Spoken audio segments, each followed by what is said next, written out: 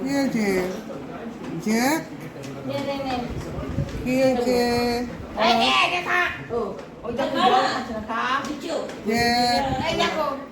এই ও তো সেই পিকুর দিকে তাকিয়ে আছে রে। দাদা যদি ছাড়ে। হ্যাঁ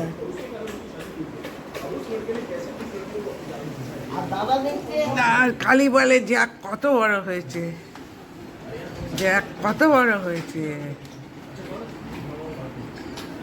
খালি বলবে জ্যাকটা কত বড় হয়েছে। দাঁড়া দাঁড়া দাঁড়া দেখছি জ্যাক